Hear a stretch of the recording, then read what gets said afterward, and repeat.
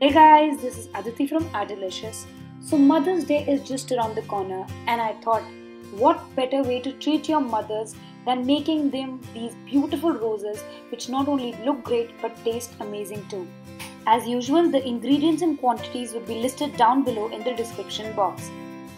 So, let's begin making these beauties. So, in a bowl, add in your all purpose flour. To that, add the baking powder and the pinch of salt. Whisk it to combine it all together. Here I have some very cold butter which I have cubed into very small pieces. Add it to your flour mixture.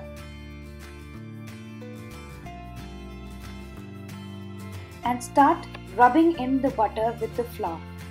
I'm just looking for a sandy texture. Don't overwork the flour and the butter too much, else you'll start melting the butter with the heat of your hand. This is how I want my mixture. It looks like sand.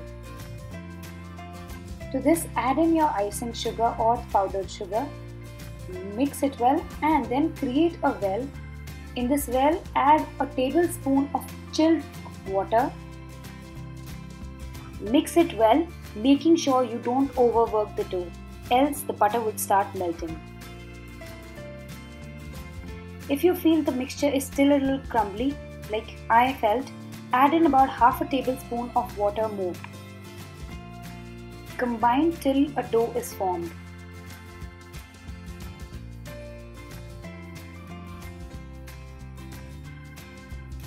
Now that my dough is ready, it's ready to be wrapped up in cling film. Put the dough on the cling film, flatten it out a little so that it will be easier to roll out the dough later on. Wrap it up and we need to chill it for about an hour in the fridge.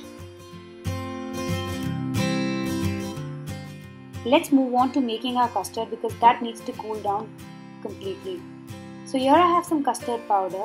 To that, add in 2 tablespoons of milk from the half cup of milk for the custard. Mix it well. Add the remaining milk to the saucepan. To that, add in your sugar and mix it. Put the milk over medium-high heat and bring it to a simmer. Once there, give the custard mixture one more stir and add in the simmering milk to the custard mixture. Stir it around and return the milk to the saucepan. Cook it till it thickens while whisking continuously. Once the mixture comes to a boil, cook the mixture for a minute. And now we are ready to remove it into a bowl. Cover the bowl with a cling wrap. The cling wrap should be touching the surface of the custard to prevent from any skin formation. Let the custard come to room temperature and then put it in the fridge to chill. So I did a small little experiment of baking 2 tart shells, one with weight and the other without weight. With weight means that I put a piece of parchment paper and added some beans to it and then bake my tart shell. But without weight means I just bake the tart shell normally. The tart shell puffs up a little. So midway during baking, I just used like the back of a cupcake mold to press it down. Both of them worked fine, so I don't see a point of adding weight. I'll just press it with a cupcake mold. Now that our dough is nice and chilled, it's time to line our tart molds. Here I am using 3-inch fluted tart molds to make my tartlets today. Butter the tart molds nicely with softened butter. Do that to all the molds. Now that my molds are buttered, it's time to roll out my dough. Open the cling wrap. Take another piece of plastic film and place it over your dough. It'll be easier to roll out the dough using this method. Roll out the dough to the desired thickness. I don't like my pie crust to be too thick, so I roll it to about 3 to 4 mm thick. Once the dough is rolled out, I'm using a circle cutter to cut out the circles which is little bigger than the tart shells. Cut out a circle. It'll be easier to line the tart shells this way. take the cut out piece of dough and insert it in the tart mold, making sure you press the short crust pastry well into the edges and the sides of the tart mold.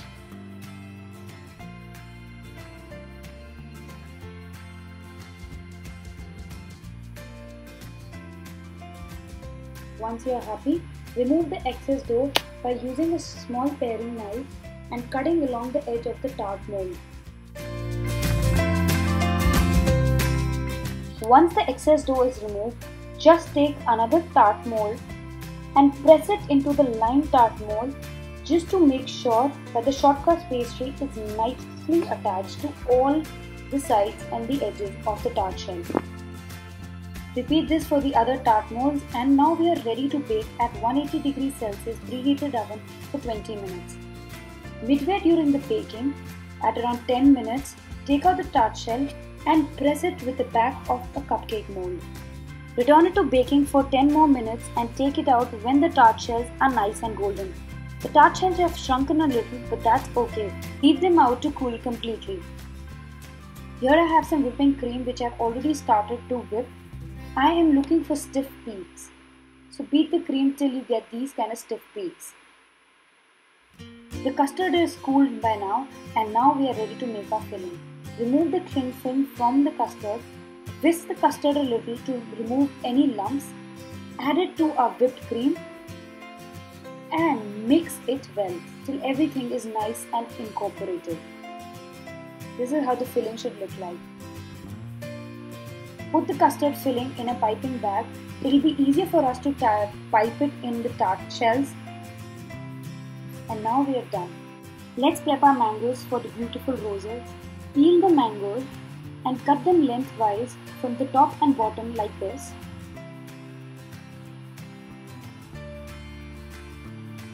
And you are left with a little snack for yourself. Cut the mango into thin slices like this. You don't want the slices to be too thick, else the mango won't be pliable enough to make the rose. This is how thick we want our mango slice. Continue this with both the mangoes.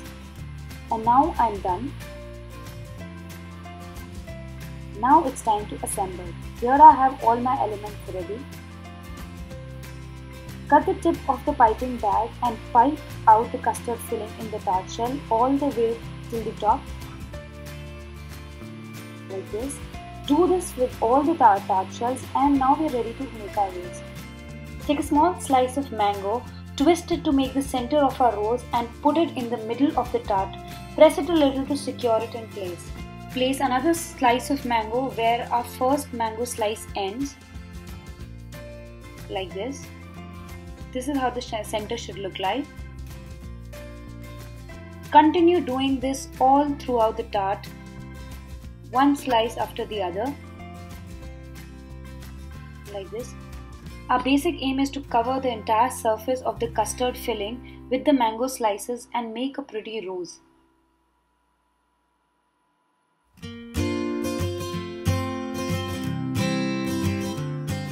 Keep alternating the slices.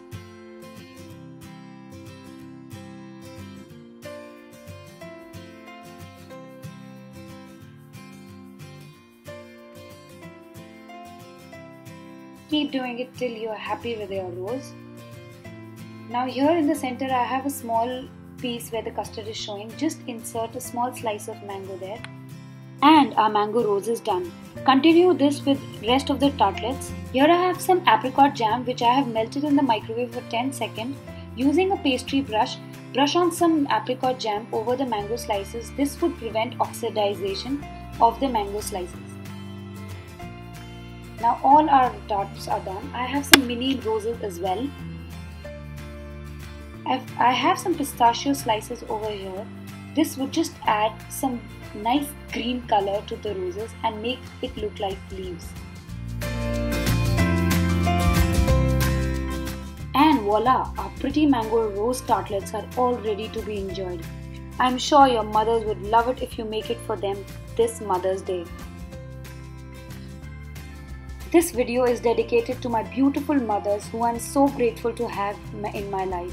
Let me know what you like to cook for your mothers in the comment section below. Please subscribe to my channel, comment, share and like this video. See you again. Bye.